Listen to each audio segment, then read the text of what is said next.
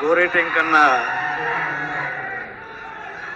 రావాల్సిందిగా, మాట్లాడాల్సిందిగా, ఆట పాట వినిపించాల్సిందిగా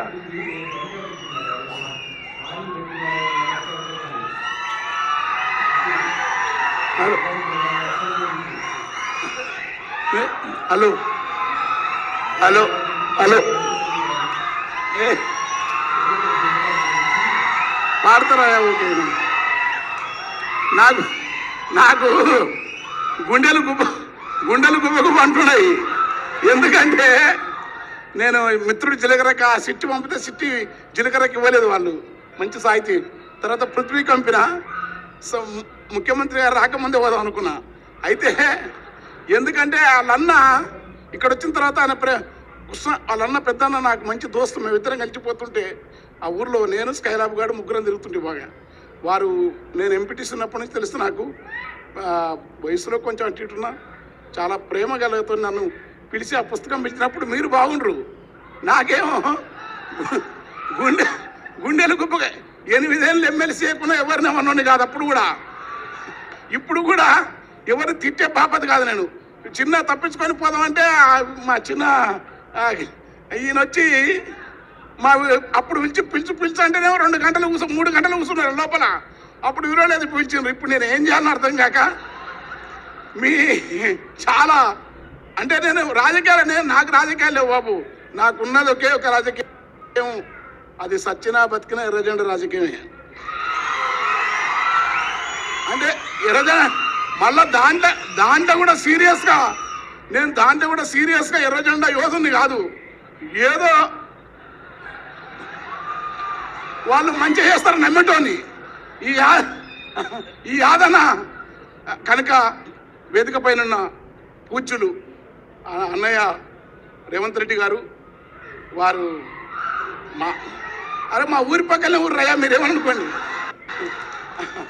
ఊరి పక్కన ఊరు పాలం ఊరు, మధ్యలో మాకు జగన్ అనేగా నా ఫ్రెండ్ ఉండడంతా. అన్నయ్య, నేను ఏ రాజకీయాలతో ఉన్నా మదిర 20 ఏళ్ళ నుంచి మదిర పోతూ ఉంటా. ఎందుకంటే బట్టిన తనకు 4 రోజులు ఉంటే వస్తే జర తృప్తి ఉంటుంది. ఆయన కృష్ణారావు సార్ నాకు బాగా దోస్తులు, వీళ్ళందరూ ఇక్కడ ఉండే ఒక ఎత్తు. నా ఆలోచన ఒక 30 ఏళ్ళ నుంచి నేను కొంచెం బుద్ధిగా ఏదన్నా తాత్విక రాజకీయ ఇటు ఎగరకుండా చదువుకొని కాస్త రాసే తత్వాన్ని మరింత వేగవంతంగా సమాజానికి ఏ కాస్తరని ఉన్న పరిమితులు ఇవ్వాలని నేర్పిన తెలుగు పాత్రికేయ రంగంలో నాల్ర వెంకటేశ్వరరావు స్థాయి తర్వాత ఒక కర్ణాటకలో జార్జ్ లాగా, ఆయన పాలగుమ్మి సాయినాథ లాగా, ఇంకా మహానుభావుడు ఆయన పొగిడితే చాలా కోపం వస్తాయని. కనుక ఈ తెలుగు నేల వరము ఒక సందర్భమే కాదు, గొప్ప పాత్రికేయులు కె శ్రీనివాస్ గారు ఉన్నారు. వారి ముందు మాట్లాడడం అనేది, ఎందుకంటే అక్కడ ఆయన ఉన్నాడు, కింద మొట్టమొదటి ఆర్ఎస్ ప్రెసిడెంట్ సాంబమూర్తున్నాడు మా మిత్రుడు. ఏం పరిశాన్ ఉంది, అక్క సుధక్కానే ఉంది విరసం. ఈ మధ్యలో నేను పాడమంటే ఏం చేయాలి, రాజలింగం అననే హాయిగా అందుకే వాడు పాపం ఎవరే ఉన్నా అందరికి మేలు చేసే నేర్నాల కిషోర్ ఉన్నాడు. ఇవన్నీ పరిశాన్ ఉంది. అందుకని నేను పాడతా, ఎక్కువ మాట్లాడు. అందుకని ముఖ్యమంత్రి గారు అన్న పొన్నం ప్రభాకర్ అన్న అగ్రికల్చర్ రావునికి వెళ్ళి నాకు దోస్తు బాగా. అల్లమనారాయణన్న నాకు అల్లనారాయణన్న శ్రీనివాస్ ప్రణయిత వాళ్ళు, తర్వాత చక్రపాణన్న, ఇద్దరం స్నేహం ప్రేమ తిట్టడం, నన్ను ఆర్యని పిలిచే దమ్ము మల్లెపల్లి లక్ష్మణకి వాళ్ళిద్దరికీ ఉంది. యాదన్న కూడా అదే. అయితే అక్కడ ఇంకోటి మర్చిపోలే, తెలుగు నేలపల బహుజన తత్వాన్ని, బుద్ధుని వాదాన్ని, అంబేద్కరిజాన్ని ఈ దేశం పైన వ్యాసం కోరలు చాస్తున్న నిఖార్సుగా నిలబడి ఏది న్యాయమో చెప్పగలిగిన భారతీయ బహుజన మేధావి దార్శనికుడు కంచయ్యనే ఉన్నాడు. అక్కడ ఒక ఐఏఎస్ ఆఫీసర్ ఉండి కూడా వరంగల్లో ఎట్లా ప్రజలకు చేయవచ్చు చేసి, అంబేద్కరిజం ఒకటే కాదు, ఒకటైతే గొప్ప మునుగుతుంది. మార్క్సిజం అంబేద్కరిజాన్ని నమ్ముతున్న మాధవరావు గారు ఈ వేదిక పైన సింగరేణి కార్మిక ఉద్యమం నుంచి ఉద్యమకారునిగా ఎదిగి ప్రజాగీత రచయితగా మా అన్న మంచి సౌహృదుడు జయరాజన్న ఇట్లాంటి వేదిక మీద ఉండటం ఎంత బాగుంటుంది. వాడు పీడిఎస్ నాయకుడు వీరసం మల్లారెడ్డి మొత్తం అది విప్లవసభనాలి పృథ్వీ కొంచెం పృథ్వీతో తర్వాత మాట్లాడాలని వాడికేం ఆశ, వాడు నా పాత దోస్తు వాళ్ళ నాయన ఊరికి దొరకపోయి దావతులు పెట్టి వాళ్ళ ఊరిలో వాడు ఇప్పుడు వచ్చి చెప్తున్నాడు. ఇదంతా బాగుంది, నేనేం మాట్లాడను, అయిపోయింది. ఒకటి పాడలా పాడతా జరాగు అదే జరాగు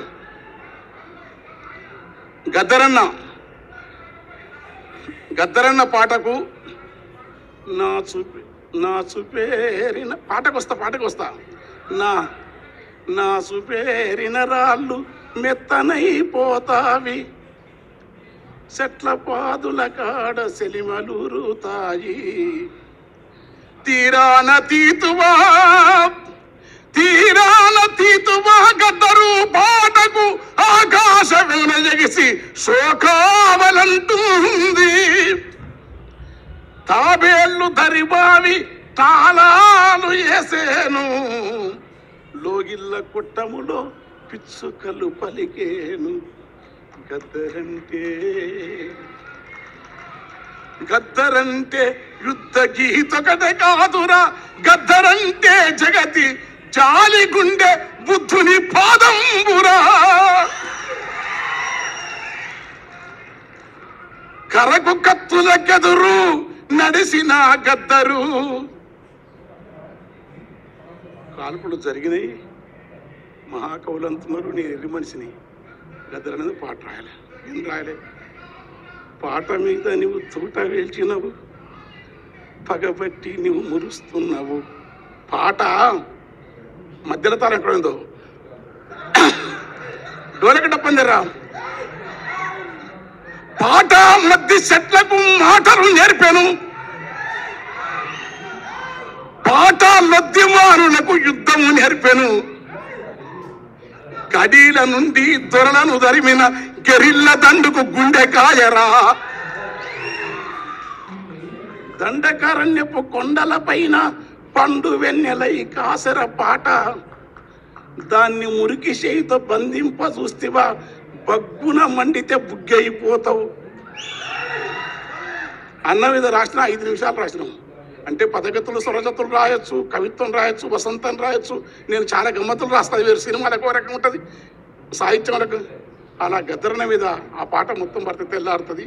కానీ అన్న ఒక పాట అడుగుతున్నాను ఎప్పుడు నన్ను, అరే అది వాడని. అరే గల్లీ ఇప్పుడు డోలకలే డప్పులే గల్లెట్టుంది, ఆగాగు ఇప్పుడు నేను పడతాం. అయ్యా గద్దరన 8 రూపము బట్టి కులమును బట్టి గుణము నెంచకండి, ఏ కులమైనా ఏ రూపైనా మనిషి లోపల చూడండి,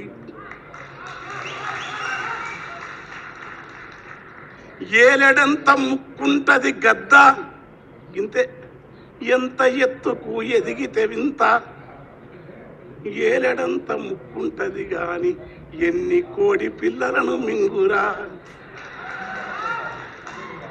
గంపెడంత నోరున్నది గాడిద సింపిరి రూపము దానికున్నదని, మా కవులే ఈ కవితల మీద కథలు రాస్తారు, పదములల్లుతారు. అయ్యా గంపెడంత నోరున్నది గాని గరిక పూసలే నములుచున్నది, ఏమందవు మరి కులమును బట్టి ఈ మనువాదానికి,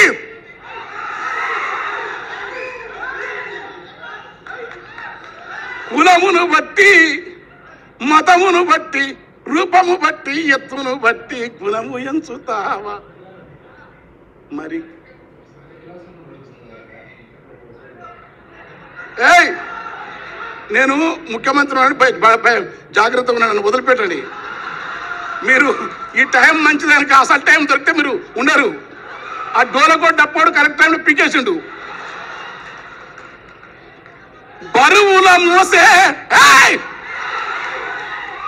బరువుల మోసే గాడిద ఎందుకో నరుని కంటికి చులకన ఉన్నది, జీవుల మింగిన క్రూర జంతువులు దేవుని పక్కన వాహన వంటివి.